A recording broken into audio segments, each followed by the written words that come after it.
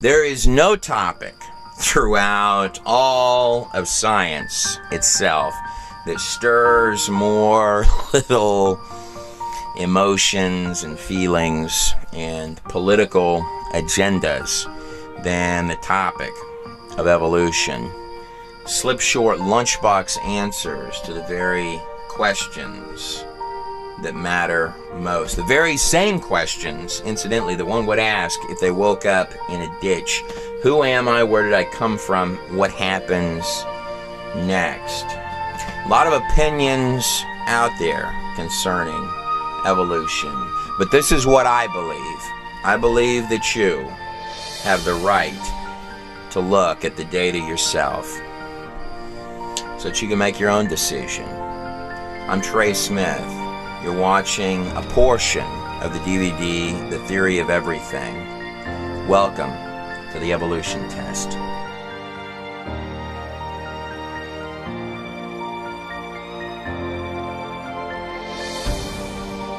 So, right from the beginning of this thing, we're going to give evolution some really big head starts, beginning with the universe itself. At first glance, the universe can sort of look like maybe it's a random place, but in fact, we have known for a long time now that the universe is very far from random. This is commonly termed as the anthropic principle. In fact, more than that, if you were to really look at the physics of this place, you would find 1% off this way, 1% off that way is a bad thing. You and I would not be talking at all. Anthropic means that it has to be exactly the way that it is for us to exist. More than that, when it comes to, say, the cosmological constant, you wouldn't even find an atheist physicist who would tell you that they believed that one was accidental. The fine-tuning of the universe is not a little bitty issue. But nonetheless, we're going to start with the whole package. Evolution gets the universe, the whole construct and shebang with all of its precision from the beginning for free. And within the inside of that universe, we're throwing in the Earth as well. Don't worry about that big number there and all of those impossibilities. We're tossing it into the package for free for evolution as well. Evolution does also appear to defy entropy, the second law of thermodynamics, that things decline over time. We see species go extinct. We don't have one recorded example of a new species ever becoming, but we do have plenty of examples of species going away. The dinosaurs would be an example of that. When I say species, I mean an entirely new kind of creature emerging to become.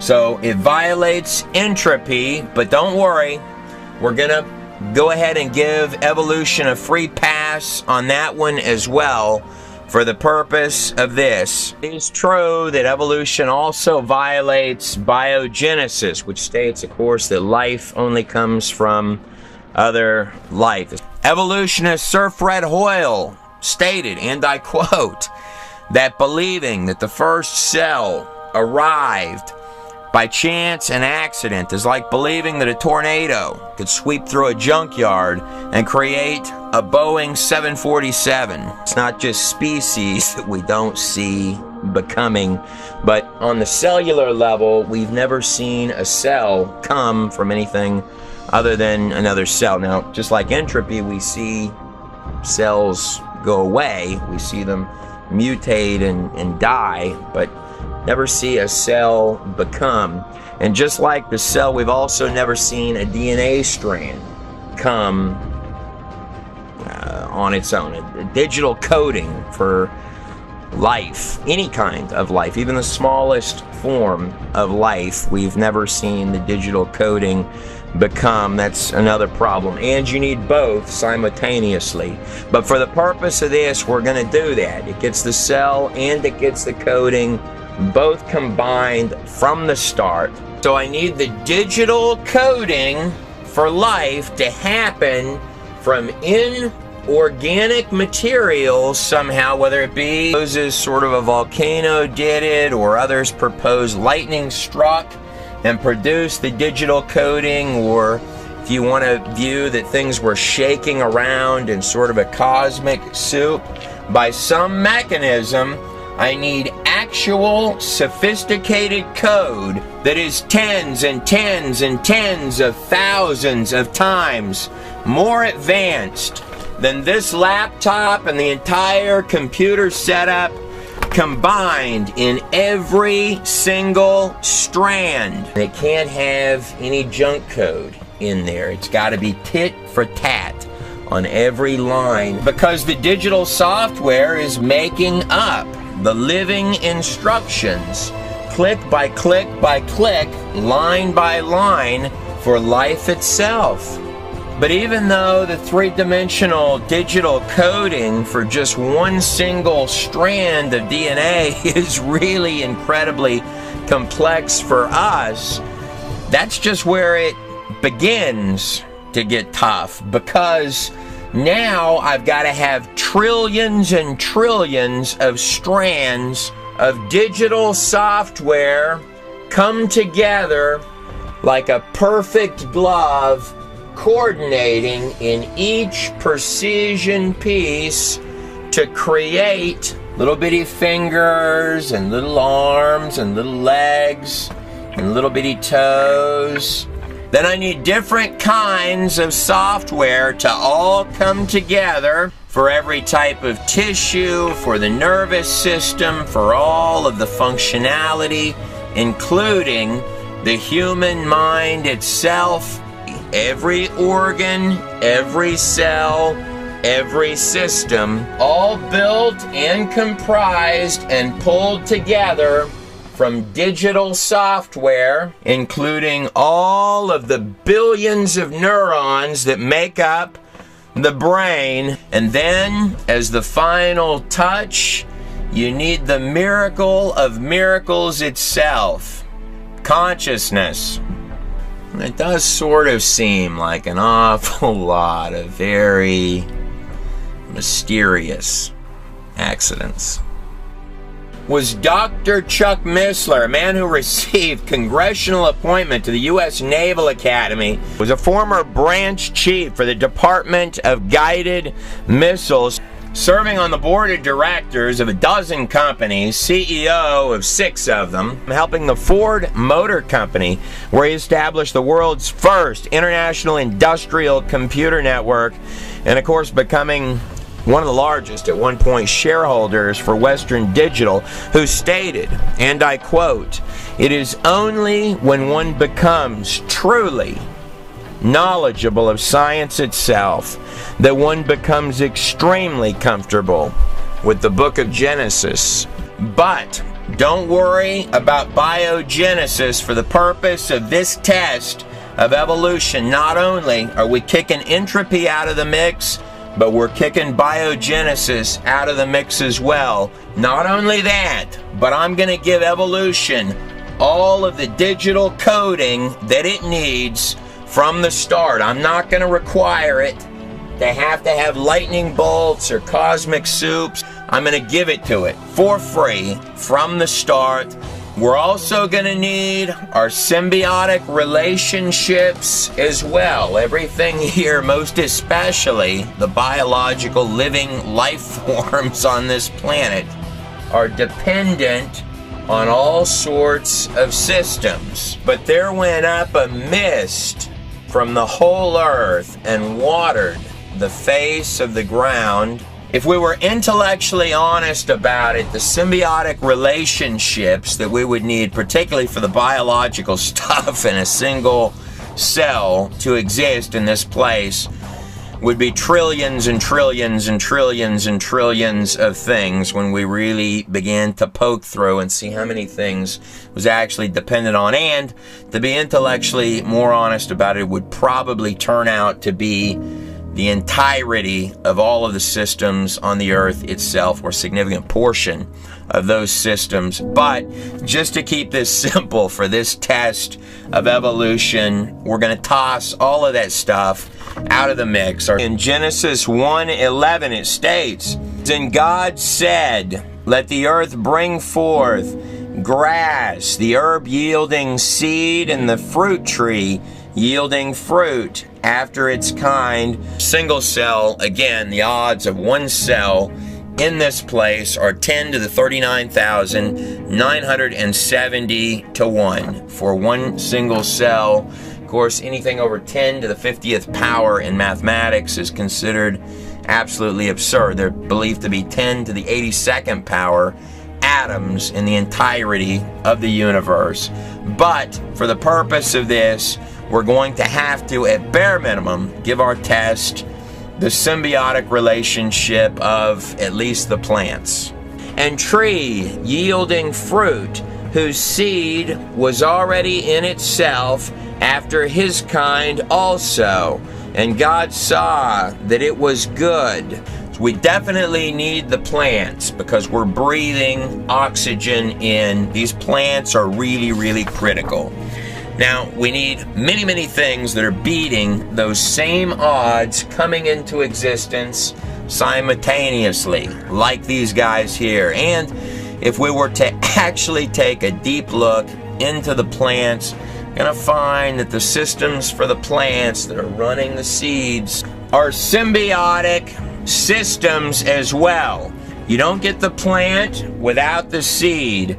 And the seed, mind you, is a biological program as well. It's got all of the coding intact with no spare coding to make a plant or a tree. It's got to have all of its little parts doing all of their little jobs from the start. But nonetheless, for the purpose of this test, it gets the cell, it gets the seeds, it gets the trees, it gets the coding, it gets to violate the entropy, which we observe every single day, that things decline over time, not improve.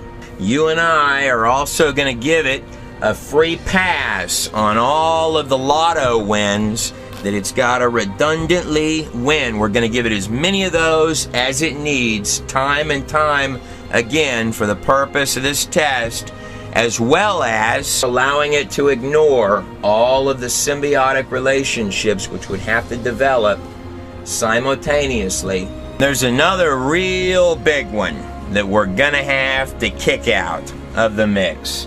Mendel's laws of genetics. Sort of a large third strike, as well as their modern day refinements. It's not like we just started studying genetics yesterday.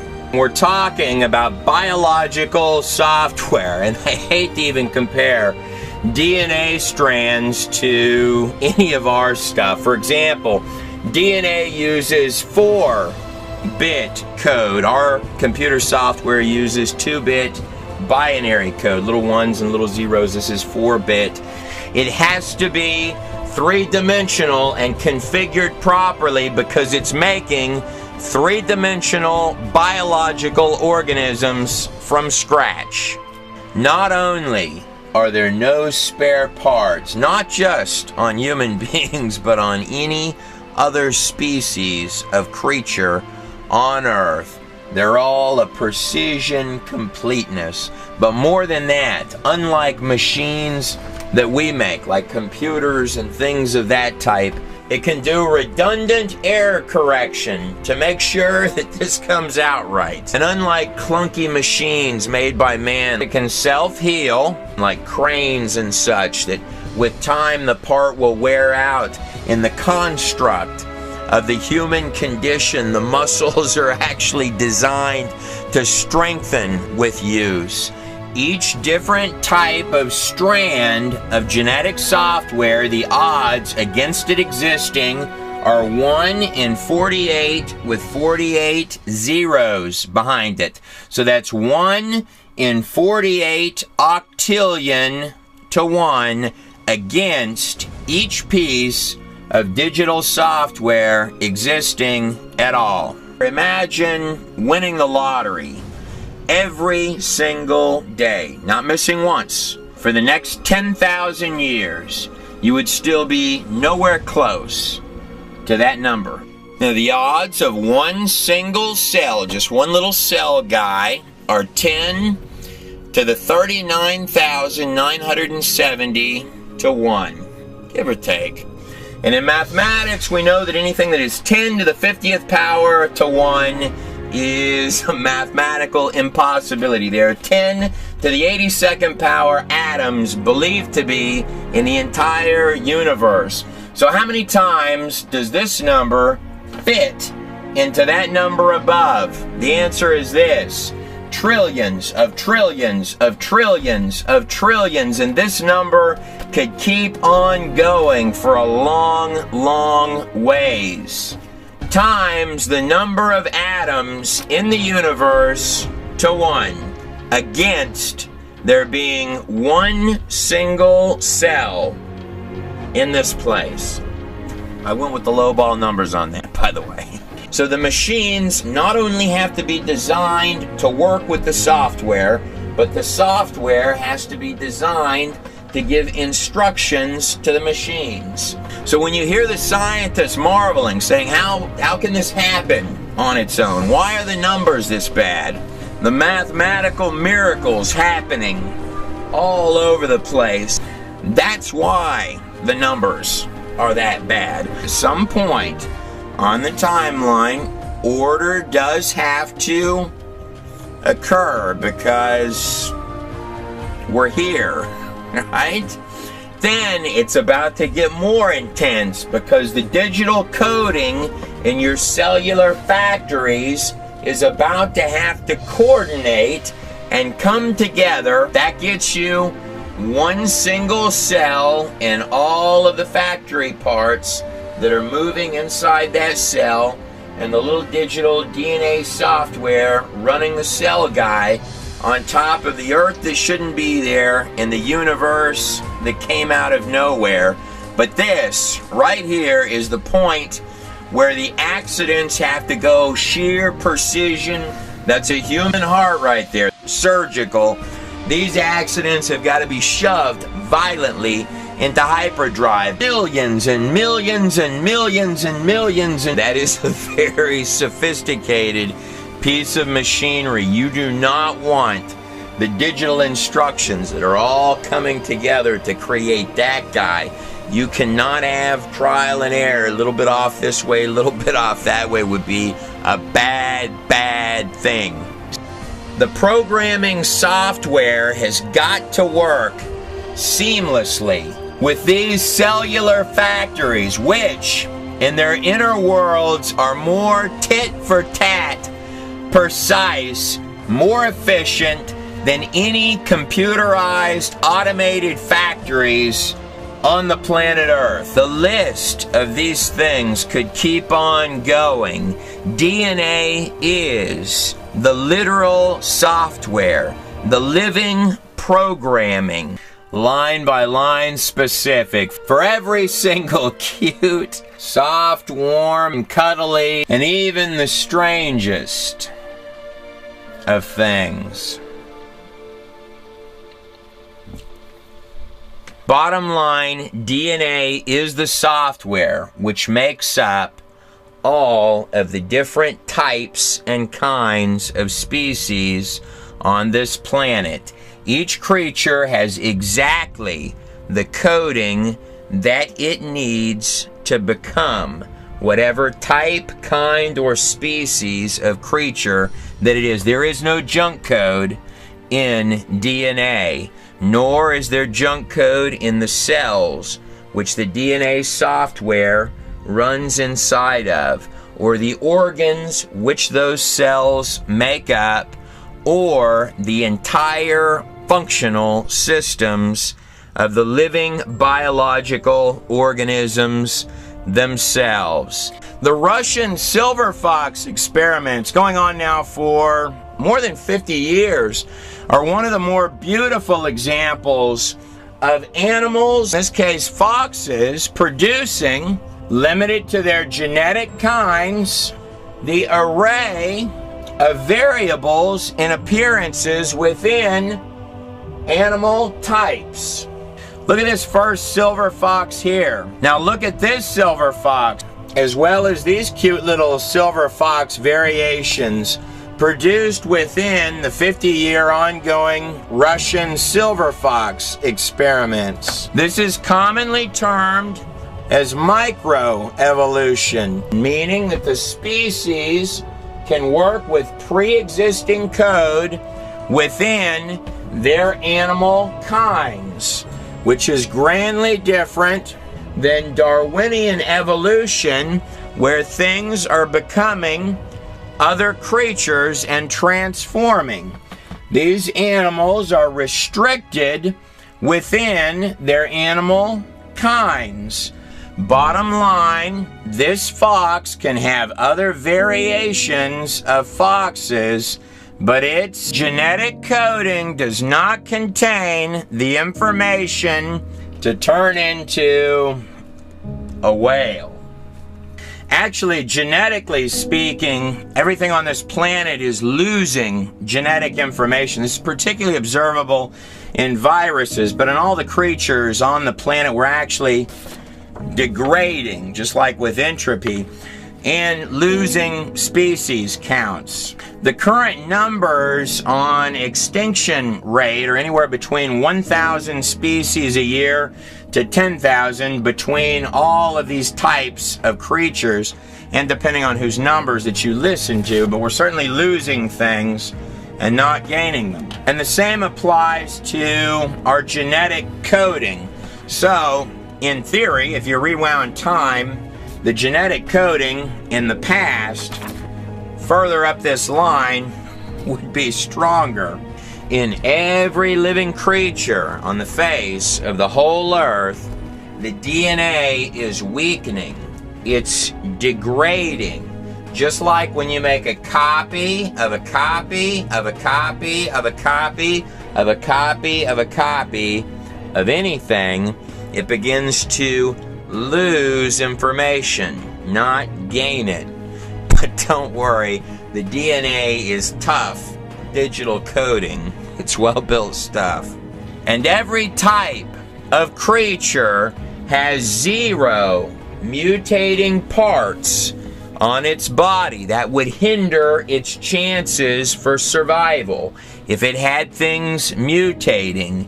Even worse, if it gets any type of genetic defect or mutation, any type of randomness introduced into this precision, tit-for-tat, line-for-line coding, can not only injure the creature, it can kill it. That's all just the baseline stuff. If we were to leave Mendel's laws of genetics into this test of evolution, that would,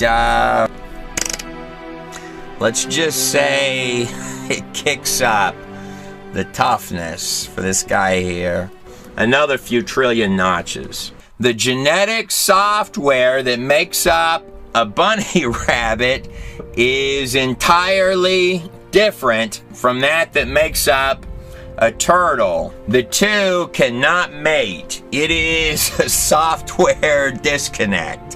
When you're dealing with biological software, just like dealing with regular software, programs and files, the coding has to match up, line by line by line. Now, different programs have different coding, and they're only designed to work with specifically the coding that works with each program. The genetic coding, the actual digital software inherent in dogs, at least naturally, without any engineering done, any intelligence or any mucking with the code, the software inherent in dogs will only work or produce other breeds, other kinds of dogs. It's only compatible with other dog types.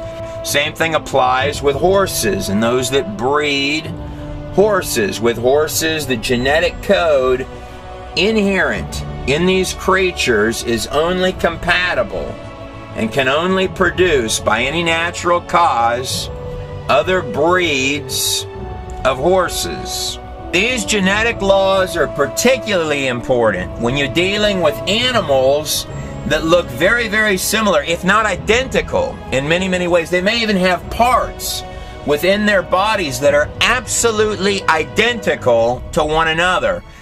Appearances can be deceiving, just like if you had two separate factories with similar or identical machines in each one, yet both factories are running different genetic software. You probably heard it said that horses, or animals that were like horses, wanted to reach tree branches, which were way up high, so the horses over time grew longer and longer necks so that they could get at those taller branches, eventually becoming giraffes.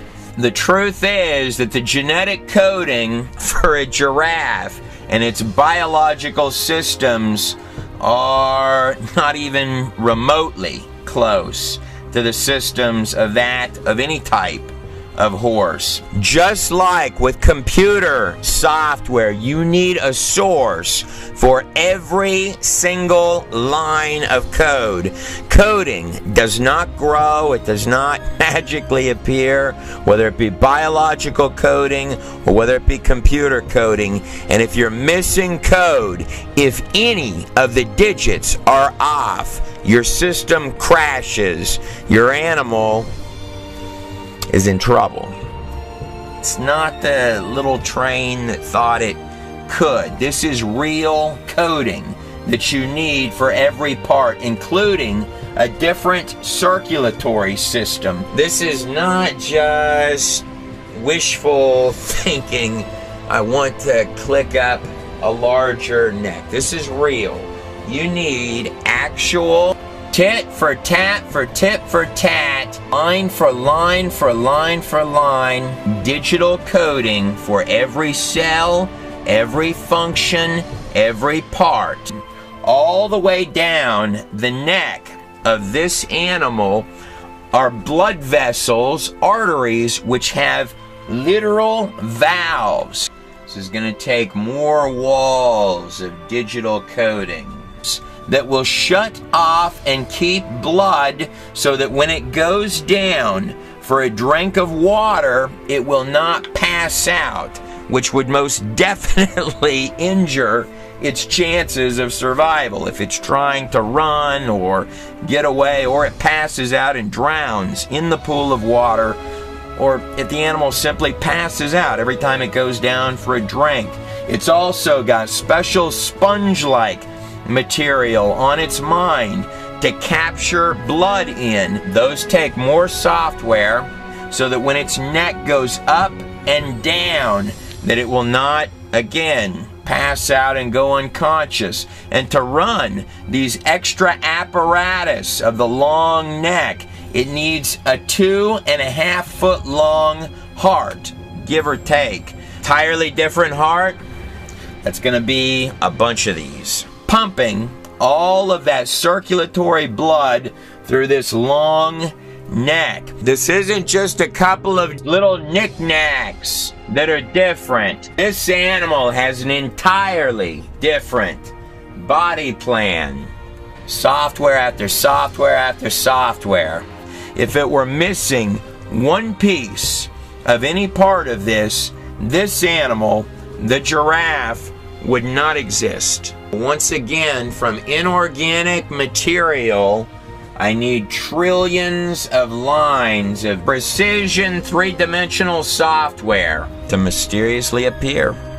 And all of the precision factory machines to ultimately become a giraffe. It cannot stop there. From the inorganic material, it's got to also make trillions of more lines of code and the unbelievable machinery that has to go through and do all of the reading and the duplicating to make complete baby elephants from inorganic material. But the inorganic material definitely cannot stop there. Bukus and bukus and bukus of point by point, no nonsense precision in every piece. Bunches of more living, breathing, biological machines to somehow just strangely become. Cells are not just factories, they are literal, living, breathing cities. Look at that thing go. Whirlwinds more coding to make lions, alligators, and the most vicious things on the planet Earth. Rivers more code. From more inorganic material to make even the cutest of things on this planet, as well as every single living, breathing creature on the face of the planet Earth. It's a lot of lightning bolts. In the construct of this place, the matrix of the material world, this thing that we call reality, the entirety of little particles which make up the universe, everything here is a causality, a cause and an effect. This becomes particularly important in science when you can see the effect of something, but you cannot see the larger scale of what caused it. You know, it's also true that a created thing can never understand the scope of what created it. A literal mastery of biological hardware, but it's not complete until, boom, you got your consciousness. Never forget the cherry on top, right on top of all of it. Sort of like being plugged into Wi-Fi, huh? The real you, neurons and little connections coming down the spinal cord. Almost like there's something larger going on here than mortgage payments and car notes. Look, here's the paradox. Let me lay it out for you. You can see the hyper-intensified order all inside every little detail of the place, but you cannot see the source from which that order comes, even if it's dimensionally layered right on top of it. We'll get to that. The very spot within the life sciences where the matrix of all the little bitty fabric of machines and cells and parts that have come together to make the beautiful construction of these biological machines within the matrix of this place get smack dab hit with the neurosciences. There is no point within those two sciences alone where you're going to run into the metaphysical, the dimensional, and the spiritual faster than that point to give all of these precise directions to the parts right at the moments that you think about them. There's some kind of a point of translation. There's got to be a little bit more going on in there than just little electrical connections. In both the Greek and Hebrew texts, it refers to the human body as a temple that are zipping this way and that, not in any random fashion, mind you. The ghost in the machine, the actual intangible conscious being that makes up what you call you, operating through a physical apparatus of the human body. The intangible controlling the tangible, the very spot where some might argue two dimensions meet. Right here in Genesis 1:27, it does say that God created man in his own image. It's a bold statement. And 97% of your entire body is all self-functioning, from the organs to the cells to every single part of your biological machinery, but you're calling the top shots, experiencing the natural world through 5 senses. This is not a trite piece of business. Every second you are taking hold and driving the whole machine by the reins. Everything from moving the arms to where you're gonna walk to your favorite flavor of ice cream.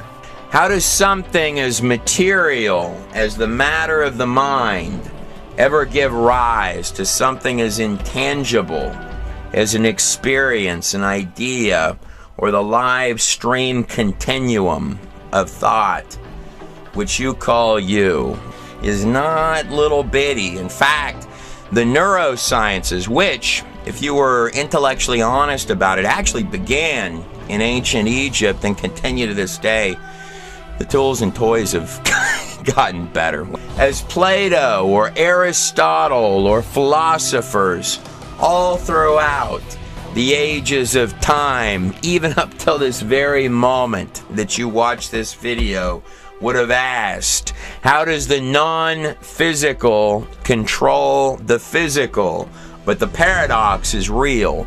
The mind, body, duality, the split, the place where you have the blurring of the lines between what they'll call the dimension of consciousness and the material world. In fact, it's not just a blurring fuzziness of the lines. That's the exact point where physical and spiritual twist.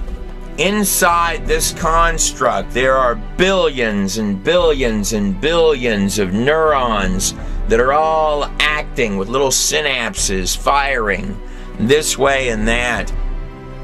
It's translating. It's a receiver. Nobel Prize winner neurophysiologist Sir John Eccles stated, and I quote, "The human brain is a machine that a ghost can operate, so that you can have control of this entire being, passing down the spinal cord into the fingertips and every part of your biological body." But what are we really? What is the soul?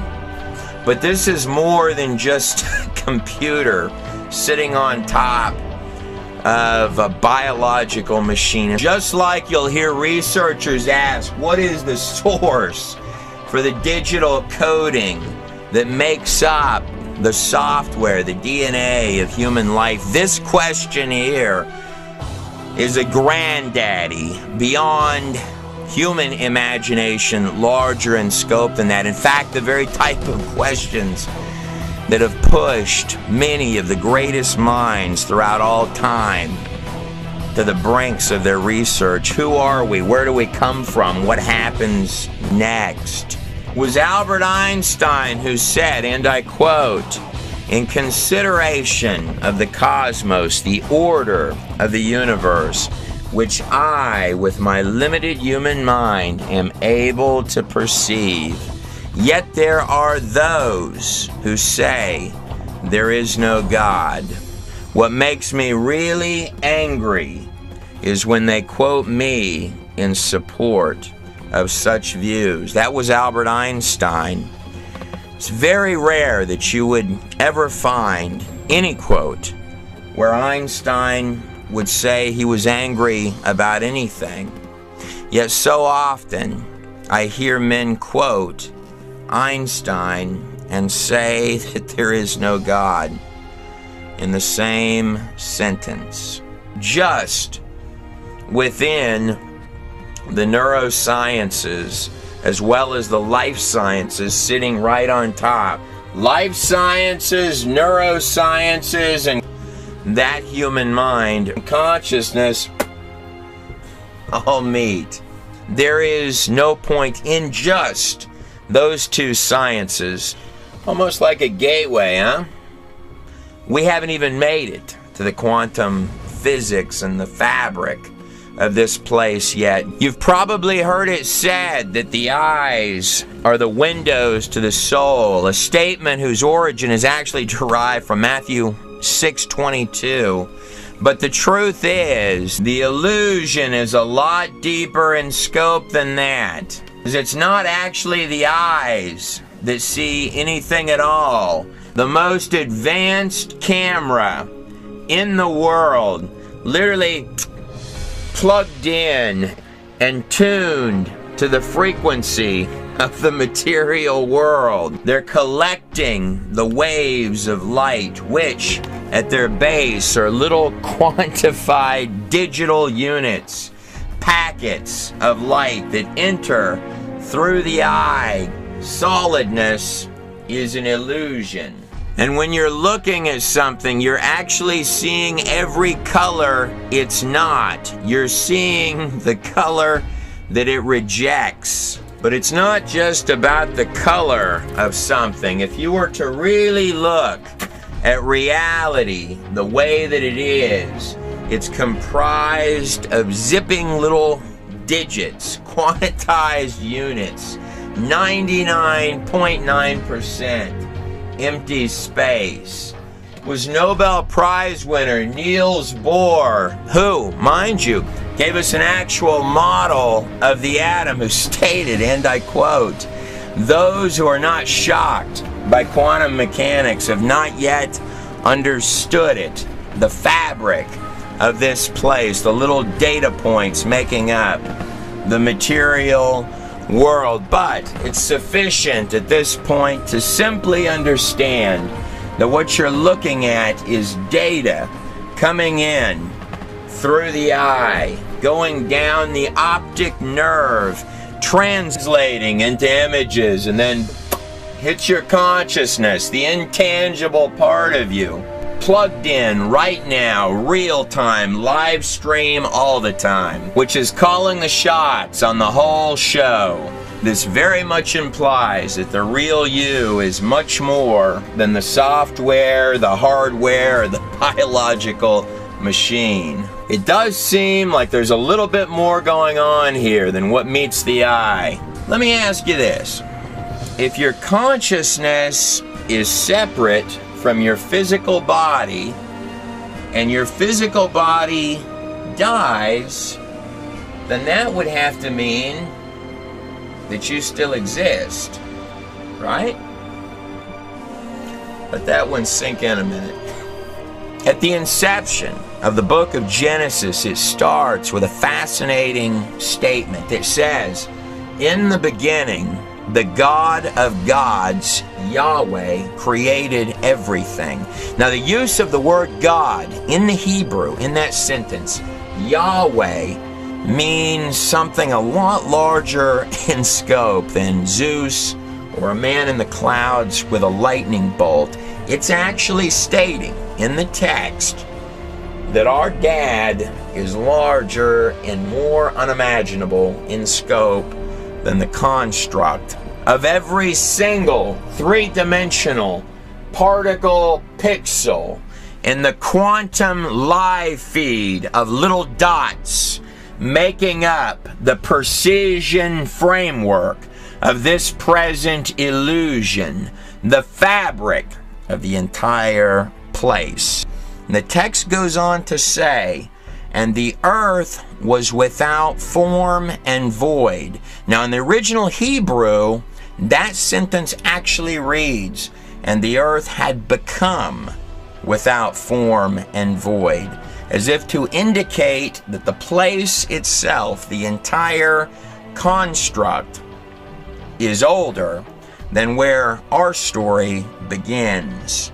It goes on to say, "And darkness was on the face of the deep." Now, many commentators have speculated on that passage that it's talking about the water and the oceans, and that is a possibility. What's interesting is that the word darkness is a very heavy metaphor word. You know, I'm wondering if the text is referring to just regular darkness, or if it's referencing something a little deeper than that. And the word waters, or celestial waters, in every ancient culture meant the entirety of the universe, the place where the stars are. So it states And the Spirit of God moved upon the face of the waters. And God said, let there be light. Now the word light is another extremely heavy metaphor word. And God saw that the light was good. And God divided the light from the darkness. What's funny is that even as a human and designing something on a computer per se, what I'll do when I begin a new project is I'll separate my old stuff from my new stuff and make a clean slate. It's at that point in the text that you begin with your dramatic rise in order in the place itself. This systematic rise, almost as systematic and step-by-step precise as the order which rises when a DNA strand opens to become a living, breathing life form.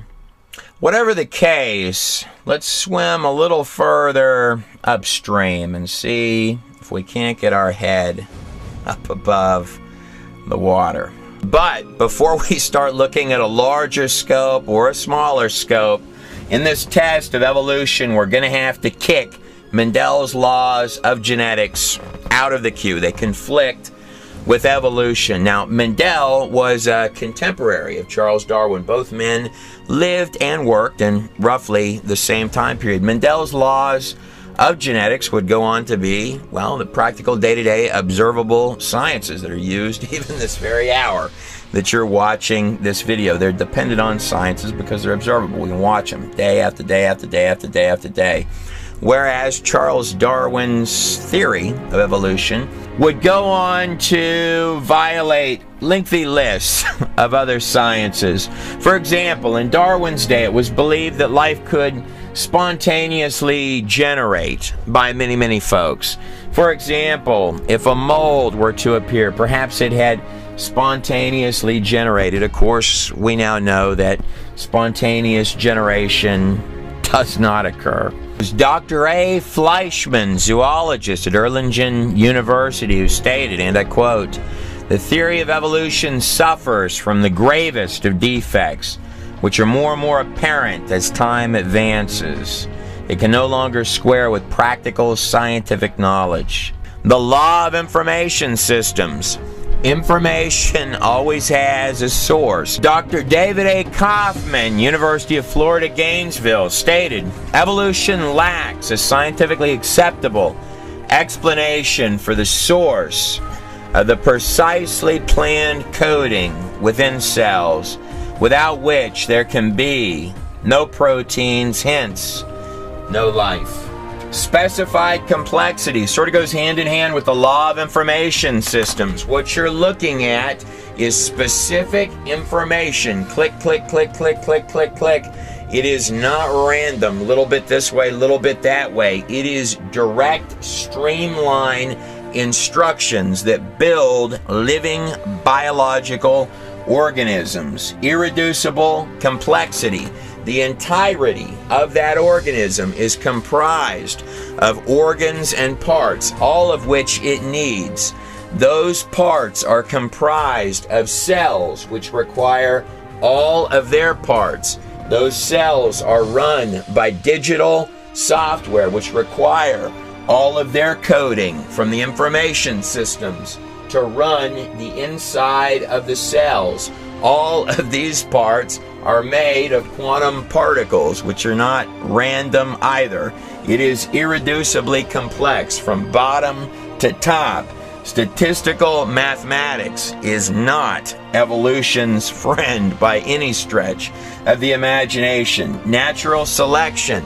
If you have two dogs, bald dog, hairy dog, snowstorm comes through, environment changes, I lose my bald dog, I've got less dogs than I started with. Natural selection, or survival of the fittest, goes hand in hand with entropy. As environments change, resources go away, you see species drop off of the map. This is why we observe species die or leave, but we do not see new species become. Natural selection is not a friend of evolution. The fossil record. Tom Kemp of Oxford University stated, and I quote, "As is well known, most fossil species appear instantaneously in the fossil record." Genetic complexity, information theory. The truth is that if we were to really go through the entire list of places where there's a 180-degree conflict with evolution, we would be here for weeks. So I'm going to rip all of it out right this second, toss it to the side, level playing field. Let's put evolution to the test. It was in 1859 that Charles Darwin proposed the origin of species, that things evolve into other things. So see the dog, he jumped in the water, and he is deciding he's going to sort of grow these fin-like things. See, so the dog ultimately turned into a whale. See how the theory works? Now, mind you, in 1859, when this was proposed by Darwin, it was believed at that time that a single cell was as complex as a ping pong ball. And God created great whales and every living creature that moves, which the waters brought forth abundantly after their kinds. So here's one of the proposed charts or ascent transition lines for evolution, and you can see the drawing here is indicating that the fish is growing arms, which are going to form a different head and become a tail, and now it's getting fingers down here. The problems with this are intrinsic, beginning with, of course, the digital programming code of DNA is just like software coding for a program. If a program picks up any junk code, error code, or mutation code into any of the lines of its complete coding, it will by no means make a better program. Even a single human finger is beyond imagination in precision programming scope, but the problems are larger than even the genetics. For practical example, you may have heard it said that dinosaurs became birds. A bird's wings make the neck on the giraffe look like absolute child's play. You are talking about going from a functional leg on an animal into an apparatus, a functional apparatus that flies. If you took every piece of sophisticated military hardware for aviation that we have ever devised, collaborated them into one single entity or organism, you would be nowhere close to the sophistication of the systems on one single species of bird. Our best technology, some of it extremely impressive, but also in terms of practical reality, primitive, sort of clunky, as well as resource consuming, inefficient, and often very catastrophic by comparison to this creature right here. Majesty of just one of these biological masterpieces. The birds sort of make the whole flying thing look easy, don't they? Not to mention the fact that if you've got a leg becoming a wing, it's going to be a bad leg long before it makes a good wing. If an animal was mutating in any way, that's going to injure its chances for survival. Not one change of species into another is on record. We cannot prove that a single species has ever changed. That quote is from none other than Charles Darwin himself.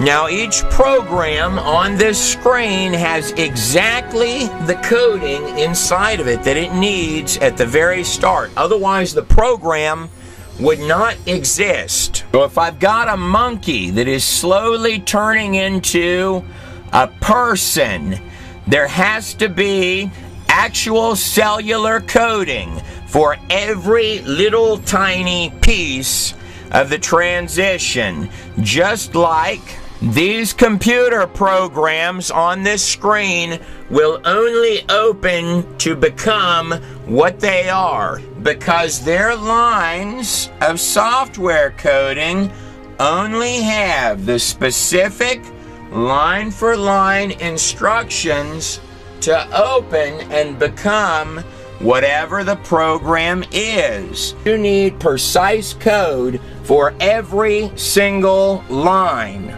because just like computer software, this coding has no extra instructions for making spare parts. It has exactly inside those digital instructions the coding that it precisely needs to make the organism exactly as it is, with no spare coding. What do you imagine might occur if I took one of these programs on this screen and began adding random lines of mutant junk code to one of these programs on this screen? Would it increase and make the program evolve to become a better program? Or, option B, do you think that adding random code, junk code, and mutation code to precision genetic software might not ever get a dog to change body plans and all of its genetic coding and become a whale? So what do you think? If we were to add junk code to one of these pieces of software, one of these programs, does the program fall apart, or does it become a better program? And whatever the case, evolution is stating that random accidents in the precision genetic coding began to accidentally spit out every direction and every kind of creature and species on the planet Earth. Despite the entropy, biogenesis, and all of Mendel's laws of genetics, and also ignoring all of these basic day-to-day observable sciences, one would anticipate that the evidence for all of these transitions, which would have to occur, spitting out mutant animals and creatures in every conceivable direction, should be readily available and easy to find within the fossil record. Strangely though, the evidence on the entire face of the whole planet Earth for all of this science-defying activity seem to be primarily confined to this single set of monkey bones. Jeffrey Schwartz, in his book Sudden Origin, stated, and I quote, "Given that evolution, according to Darwin, was in a continual state of motion, it follows logically that the fossil record should be rife with examples of transitional fossils leading from less to more evolved. Yet instead of filling in the gaps in the fossil record with so-called missing links, most paleontologists have found themselves in a situation where there are only gaps in the fossil record, with no evidence of transformational intermediate between documented fossil species."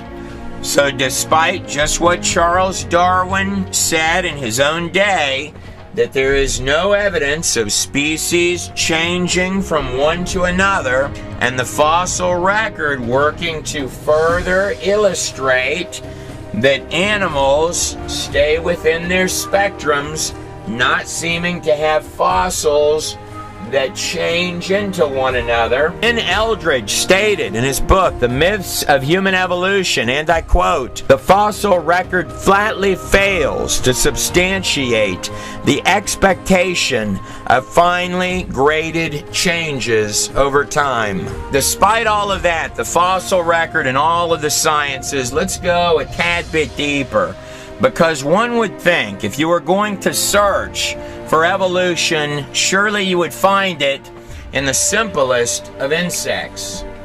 Now, it is true that since the early 1900s, almost 100 years now, we've been doing fruit fly experiments. Tens of thousands, probably millions of generations of fruit flies at this point have been bred in labs, and they do all sorts of weird stuff to them to try and encourage mutations. They're trying to get them to have a mutation that has a genetic benefit as well as pass it on. Basically, they're trying to prove evolution.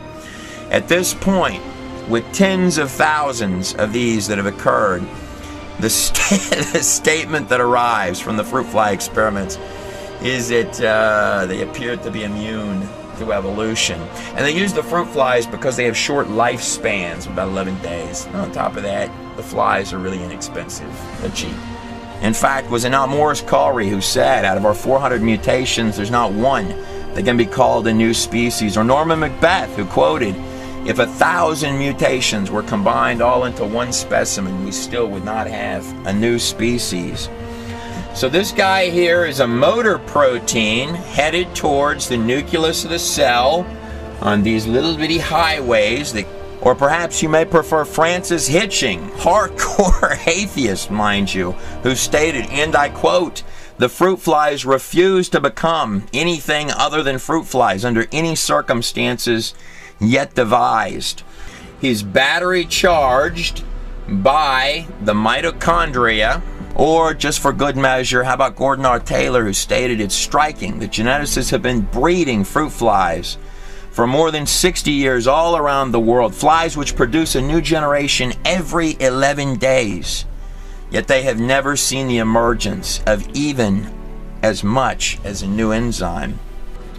And these guys here are little bitty turbines which are turning, and they're powering billions of little mitochondria batteries.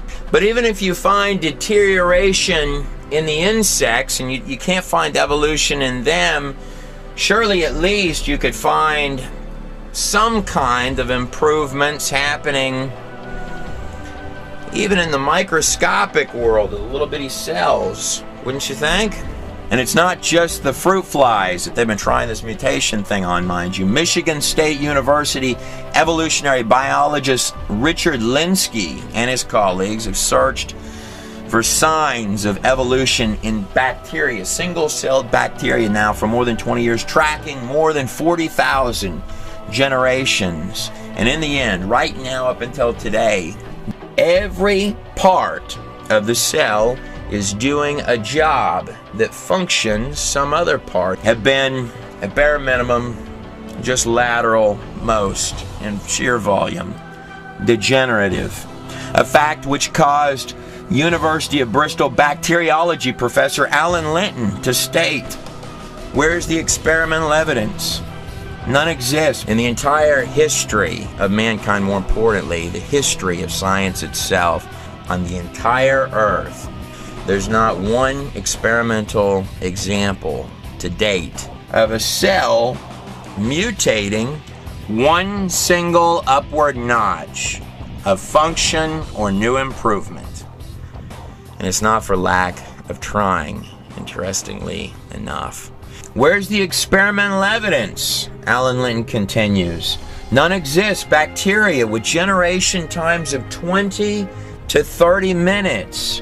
But throughout the 150 years of the science of bacteriology, there is no evidence that one species of bacteria has ever changed into another, despite the fact that populations have been exposed to potent chemical and physical mutagens. The cell needs all of its parts to function. Those parts all work together as a whole. If something comes in, like a virus attacks the cell, or the cell mutates for some reason, this not only can injure its chances of survival, but more than that, can actually kill the cell, can destroy the cell. It has to be healthy and functional with all of its pieces doing their jobs. If something comes in and interferes with that, it doesn't become a better cell.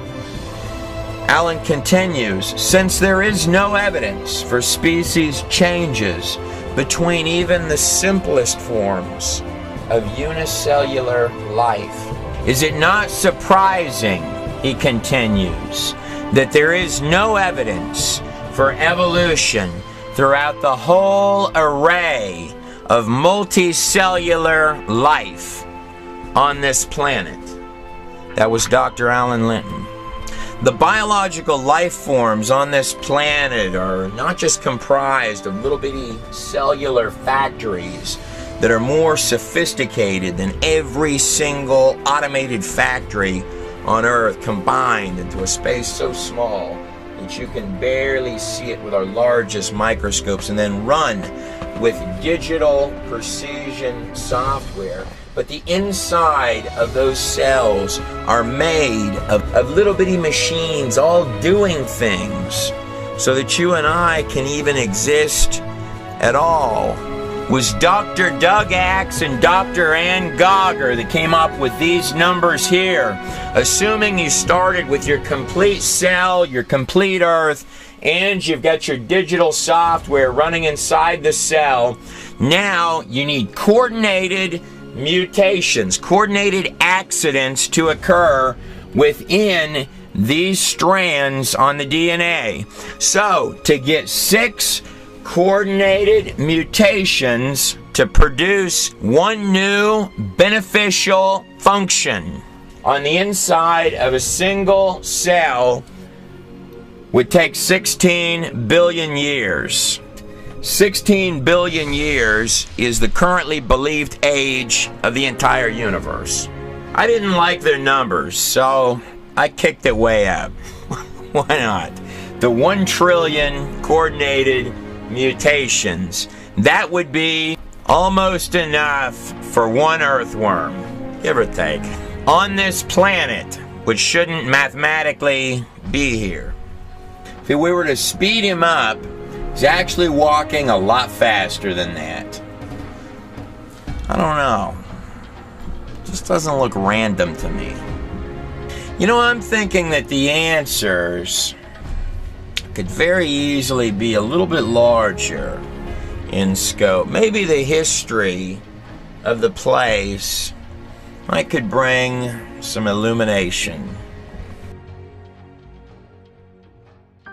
This is Trey Smith, and you just watched a portion of the DVD, The Theory of Everything. The entirety of that DVD is roughly 3 hours long, and of course that portion that you watch deals heavily with the controversial topic of evolution. It's difficult for me personally to place faith in any science that dependency and defense mechanism is to mock or ridicule anyone that would question it. This is, in my mind, the exact reverse of what science is. Any theorem, whether it be evolution or any other theorem that's put forth, if it can't be subjected to even the simplest, most basic of testing, then there's already a problem. These images that I have on the screen behind me were at one point declared by Darwin to be perhaps the best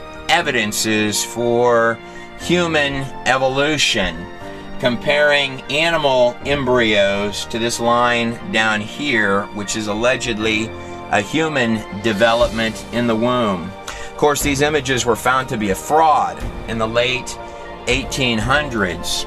Yet interestingly enough, they're still often used in textbooks in elementary schools, high schools, and even college textbooks right now, today. You would get flat out sued in any medical facility if a doctor tried to pass these pictures off as actual images of fetal development. It's 2013, and the best images that we've got to give to our kids are fraudulent images from the late 1800s. The only other places I can find this particular set of images used historically in textbooks would be in Nazi Germany. This image on the screen is called the nebular hypothesis. The nebular hypothesis was first come up with by this man, daydreaming of angels here on the screen, Emanuel Swedenborg, in the 1700s. Claimed right now to this day in many textbooks to be the strongest evidence of the evolution of our universe. The nexus between the Big Bang producing our little bitty Earth and, of course, Darwinian evolution. Of course, it's known right now today, the very moment that you're watching this video, that the outer planets contain all of the angular momentum of our solar system, the sun having 99% of the mass, roughly. Of course, this is exactly the reverse of what should be the case if the nebular hypothesis were in fact true. Shh! Don't tell anyone I told you this, but both the mathematics and the physics to disprove the nebular hypothesis were available in the 1700s. Swedenborg was a self-proclaimed psychic and claimed to have gotten the theory through a seance that he performed. Who could have possibly guessed that the nebular hypothesis might not be true? That little kicker is that two of the planets in our solar system spin the opposite direction. That would, of course, be Venus and Uranus. That would be a big no-no under the nebular hypothesis.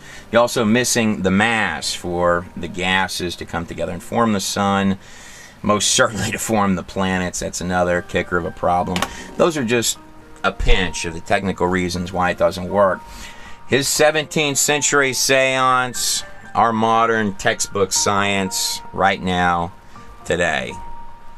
Makes perfect sense, right?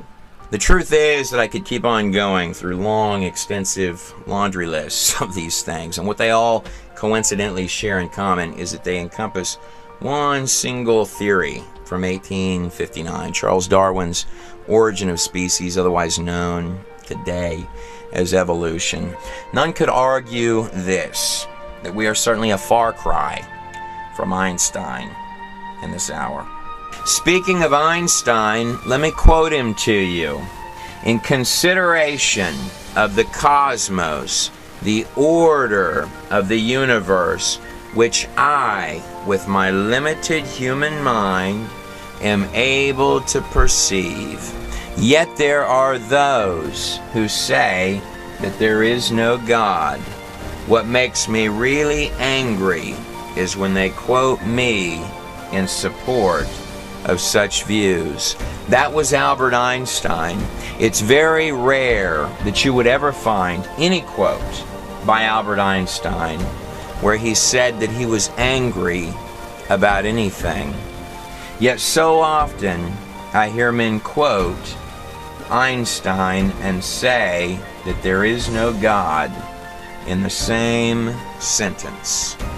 You're living in the hours that the greatest minds that ever lived would have given anything for, with the data right in your fingertips. This man here is Max Planck, the father of quantum physics, the study of the very fabric of every particle of this place, who stated, and I quote, "All matter originates and exists only by virtue of a force. We must assume that behind this force is the existence of a conscious and intelligent mind. This mind is the matrix of all matter." That was Max Planck, the actual father of quantum physics itself. I have a difficult time believing that either one of these men, as well as many, many others, the brilliant minds throughout our time, were entrusting their calculations or their sciences to 17th century seances.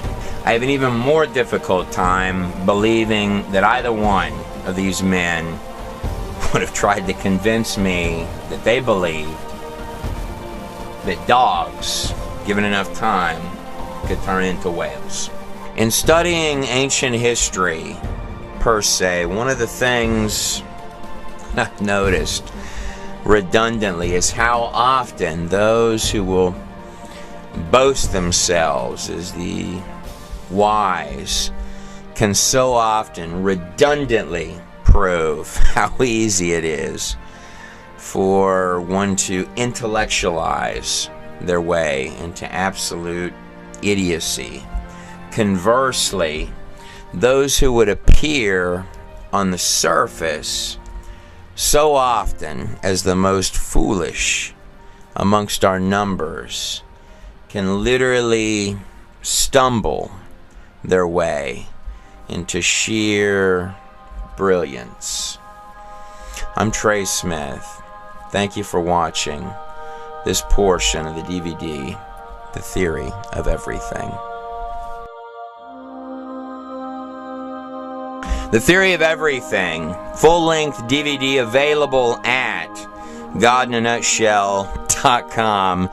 Virtually guaranteed to upset university professors, as well as cause significant disturbance to the rebellious 25-year-old still living in your basement. If that's not worth $20, I have no idea what is.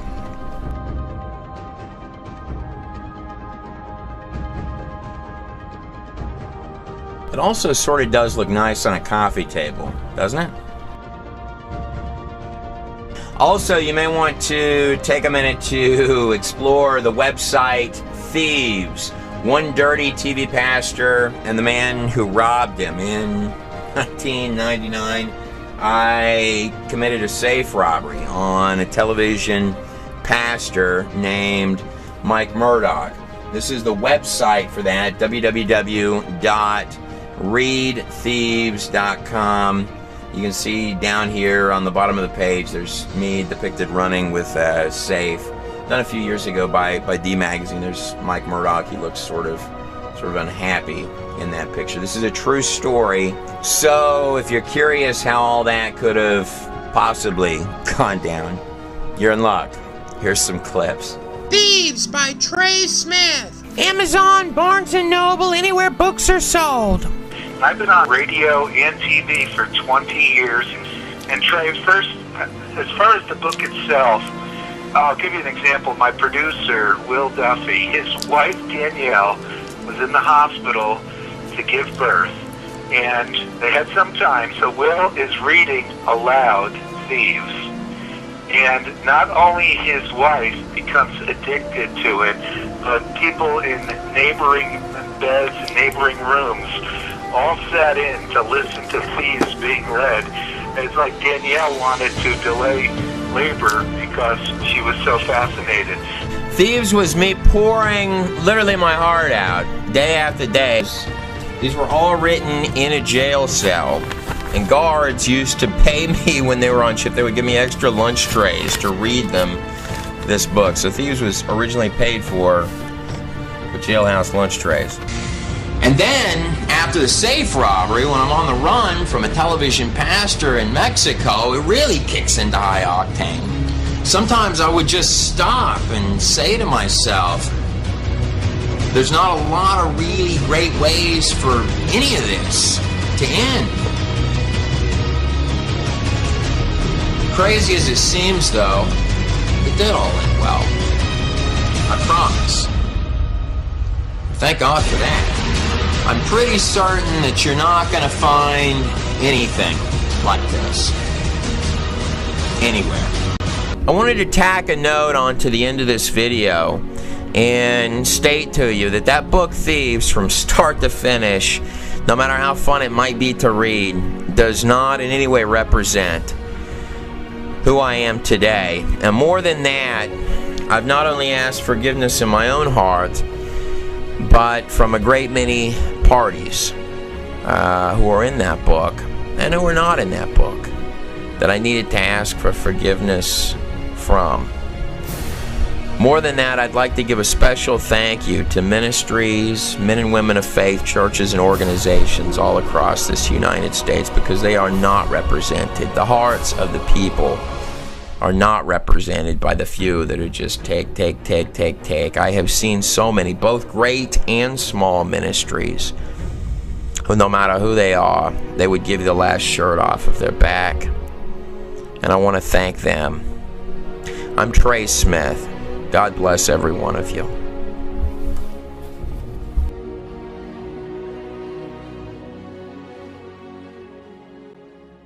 Off that way is a bad thing. You and I would not be talking at all. Anthropic means that it has to be exactly the way that it is for us to exist. More than that, when it comes to, say, the cosmological constant, you wouldn't even find an atheist physicist who would tell you that they believed that one was accidental. The fine-tuning of the universe is not a little bitty issue. But nonetheless, we're going to start with the whole package. Evolution gets the universe, the whole construct and shebang with all of its precision from the beginning for free. And within the inside of that universe, we're throwing in the Earth as well. Don't worry about that big number there and all of those impossibilities. We're tossing it into the package for free for evolution as well. Evolution does also appear to defy entropy, the second law of thermodynamics, that things decline over time. We see species go extinct. We don't have one recorded example of a new species ever becoming, but we do have plenty of examples of species going away. The dinosaurs would be an example of that. When I say species, I mean an entirely new kind of creature emerging to become. So it violates entropy, but don't worry, we're gonna go ahead and give sort of a cosmic soup. By some mechanism, I need actual sophisticated code that is tens and tens and tens of thousands of times more advanced than this laptop and the entire computer setup combined in every single strand. It can't have any junk code in there. It's got to be tit for tat on every line, because the digital software is making up the living instructions, click by click by click, line by line, for life itself. But even though the three-dimensional digital coding for just one single strand of DNA is really incredibly complex for us, that's just where it begins to get tough, because now I've got to have trillions and trillions of strands of digital software come together like a perfect glove, coordinating in each precision piece to create little bitty fingers and little arms and little legs and little bitty toes. Then I need different kinds of software to all come together for every type of tissue, for the nervous system, for all of the functionality, including the human mind itself, every organ, every cell, every system. There is no topic throughout all of science itself that stirs more little emotions and feelings and political agendas than the topic of evolution. Slip short lunchbox answers to the very questions that matter most. The very same questions, incidentally, that one would ask if they woke up in a ditch.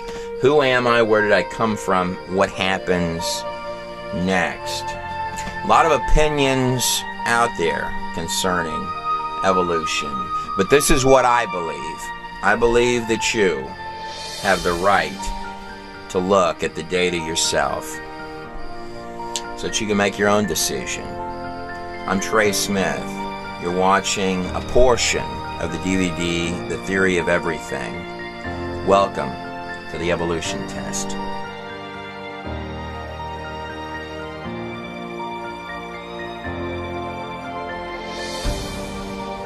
So, right from the beginning of this thing, we're going to give evolution some really, really big head starts, beginning with the universe itself.